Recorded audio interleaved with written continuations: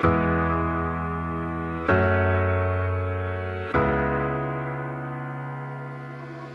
me, I feel we're talking about rejection. Yeah. For me, I personally feel like every relationship is either to help you grow or there's a lesson you need to learn. So if you meet somebody and they're not going to cause you to grow or there's no lesson to learn, they're not going to be in your life. Yeah. So that's how I look at it. I had nothing. Right. We're just not meant to cross paths. Yeah. Yeah. And it's okay. I think it's okay. We tend to hold on to people and we hold on really tight, but we're never meant to hold on. They're not possessions. Yeah. Just like the kid things, then they're not meant to. So it's like we could be friends for a season, and that's okay because in that season we were meant to impact each other. But if the next season calls for us to separate, that's perfectly fine. It doesn't mean we have to like have hard feelings like, oh, I don't talk to you no more. No. It's just that phase is over. Move on. Like, cut it out. But people will hold on to people and they're like, we've been friends for 12 years. Yeah? How you growing? No, that's my question. It's like, did we grow? Are we still in the same spot? Like, what lessons did I learn? What lessons am I learning from you? How are you inspiring me? How are you motivating me? How much change have we effected in 12 years? And don't get me wrong, there are people that God will position in your life, like my spouse, that are there long term, but both parties are growing together. That's why most relationships don't last, is because if you're not both growing together or learning the lessons together, then there's no relationship. Yeah, for sure. Yeah. Ministry is fun. It is. I have a degree in ministry. Oh, yeah. Yeah. It's actually fun. I don't know how it's going to pan out, but I have it. Same question you asked. What are you going to do with it? Because I have it. Because I have a degree in Christian theology and then one in ministry.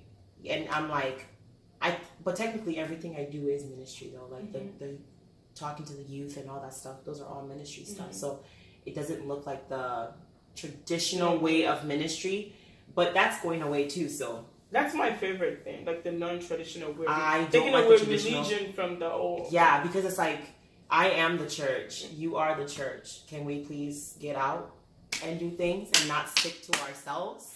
Amen. Yeah, I'm like, Jesus came for everybody. And technically Jesus, like, because we preach it like Jesus came for Christians. And like, oh, he is ours. And we're like holding on to it.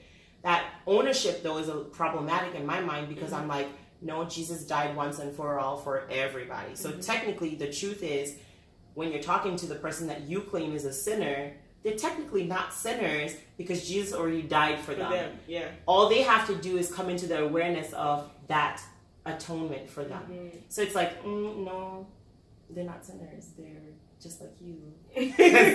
All you did was accept it. They just need to accept it. He already died. So, yeah. I just wish a lot of people would define it that way. I think so. I think it would help because then it doesn't put like, this is us, that's them. I don't like that. I feel like that causes separation, and in God there is no separation. So it causes us to love people better if we would stop being judgmental of certain things. I just see people now as in every person I meet. It's funny, over time, as you grow in love, you find that people are actually really amazing. Like, you meet people and you're like, human beings are incredible and everybody is so different, but the difference is actually really, really beautiful. So if we could celebrate each other, that's actually better because then you start seeing people a lot different. It's like, and if it's hard for you to see, try to find the gold in everybody. Oh, yeah. Yeah. Everybody has it. Some people you gotta like dig. I'm like, you gotta dig. But it's in there. Usually it's buried because they're hurt, they're in pain, they've been rejected, abandoned, disowned, all these lies that we choose to hold on to keep ourselves in certain positions. So, yeah. But they're lies, remember that. They're lies. They are. Yeah. So only the truth sets you free because the truth just makes you what you're supposed to truly be. Yeah.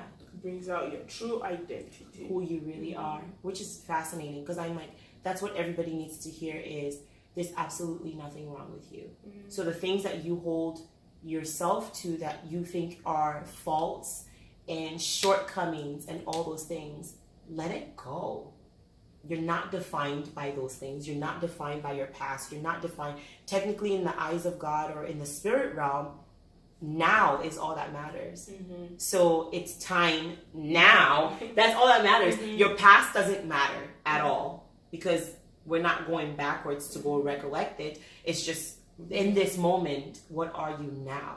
But most people are so hung up on like, I did this wrong and that happened to me and I'm a victim, and that in this moment they can't even see what they are. Yeah. So it's like, no, you gotta let it go in this moment. Then you live your best life, because that's what it's about, living your best life. Living your best life. Yeah.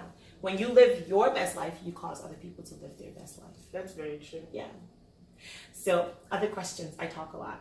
Yeah. This is fine. I didn't have to do any work. I'm like, it was just I talk a lot. I'm I talk quite a bit, but I just have so much to say. And like, whoever's going to listen, give it to them. That's good. So yeah, it's better than just saying. Oh, I've interviewed people that you're like, so how did you get there? Yes. You're like, are you gonna say something else? Yes. Okay. Like, and that's dull. Like, it is. Like, okay, you're really fun, I guess. Like, are you gonna say anything else? Yes. Yeah. So it's so different. It is. Yeah. I really like that. I really like that you're a good communicator and you're using it the right way. I don't think that I'm a great communicator. I think that I am good at passing on information, but I don't think I'm a great communicator because, okay, so here's why I say I don't think I'm a great communicator, because that like puts pressure, because it's like, it's so much pressure, because it's like, okay, in terms of like, there are times I'm a great communicator outside of my relationship with my husband. I would say that. But like in my relationship with my husband, it's like, I'll say what I'm like saying, right?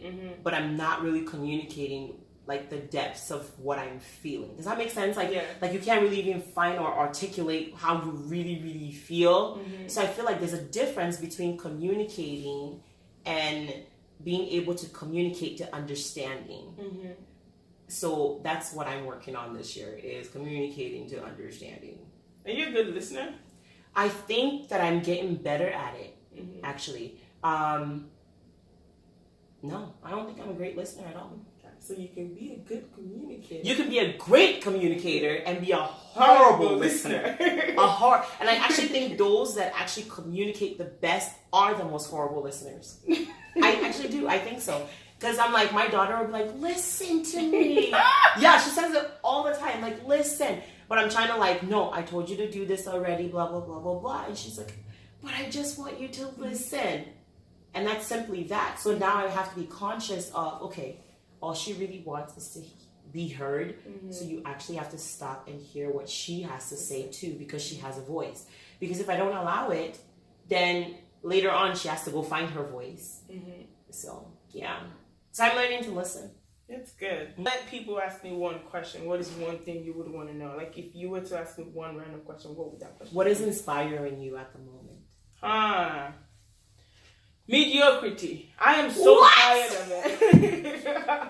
That was like, okay, so you don't want to be, that sounded like you were like fascinated or inspired by, I was like, you want to be me? I refuse that in Jesus' name for you. Yeah, no. So, was it last year? I just barely did it. I talked about doing everything. Yeah. You know, I was actually doing a lot of background work. Like, I would try to produce stuff, or try to sew, or try to make like clothing, and I just quit halfway, and I just did not enjoy what it felt like to be mediocre. That killed me the whole year. So I'm like, so I had this thing going on. In January, I'm like, oh my god, I could make pre-tied head wraps. So I'll come up with an amazing idea, lay it down, not do anything. 2 months later, there was no follow through. 2 months later, I see someone else doing it. And I'm dead. Mad. But you didn't do it. I didn't do it. So it's like, That is so funny though. So that was me though, yeah. I have such a funny story, right? So I think I was probably I was 18. We were at church and the Holy Spirit was like, I need you to get up and run around the perimeter. And I was like, that's such a weird request. Like, in my mind, I'm like, I'm not going to act a fool and embarrass myself. Like, who runs in church? Like, who does that, you know? And then again, it was like, get up and run. I was like, no, I'm not going to do that. And then all of a sudden, I was sitting down and I saw this guy just running. I felt so bad. Like, I felt so bad because I was like, wait, hold on. And he wasn't even running like, oh, I'm shy. He was just like, I'm like, oh, he's taking my blessing. Or at least in the moment, that's how I felt. I was like, but I feel like Did you join him? No. Oh, that's when I disobeyed. But if there's a blessing attached to that, if it is the last pitch, I will join you. I didn't join him. I just watched him as he ran around, and then he came back to sit down, and I'm like, I think that was supposed to be.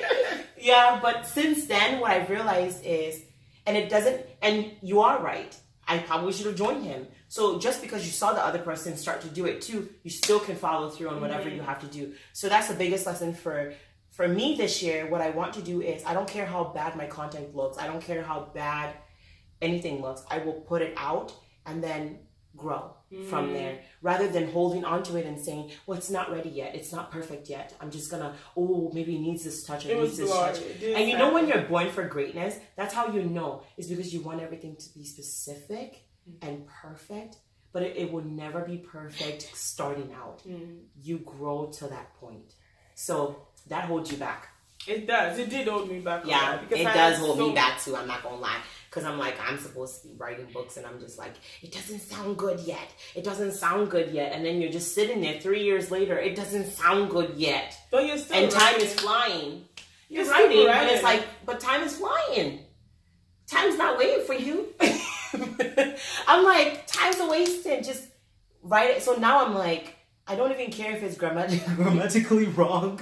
I don't even care if it's like formatted in such a weird format, because we live in the greatest era. Like, people will read whatever.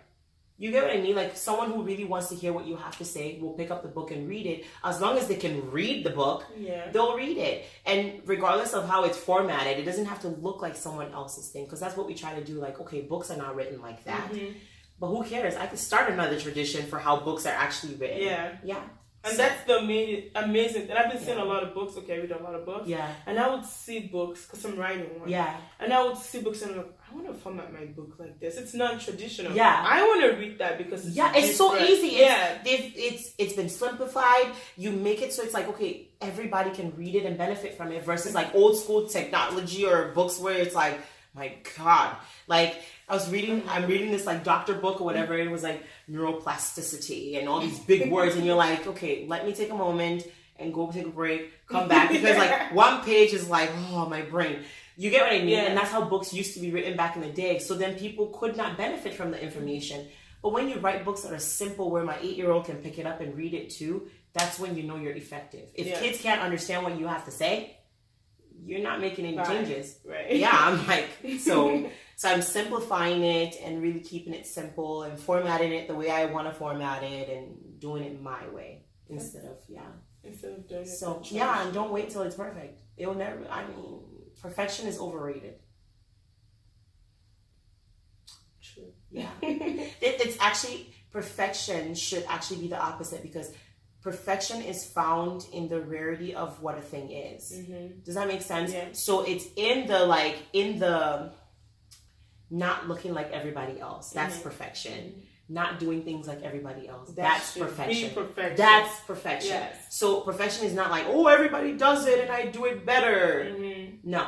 Perfection is, everybody does it, but mine looks different. Mine is authentic. I do mine's me. Way, yes, that's perfection. When you're authentically you and your essence is shining through, that's perfection. Because that's who God wanted you to be originally. So it's like, I'm truly being who God created me to be. That's perfection. Yeah. So if you want to be perfect, just be you. Yeah. That's perfect. Yeah. Isn't that cool? I'm like, that's pretty cool. I'm so glad you're here. Thank you. Thank you. It was so nice chatting with you. So, yeah. If it's your first time watching, go ahead and watch other videos.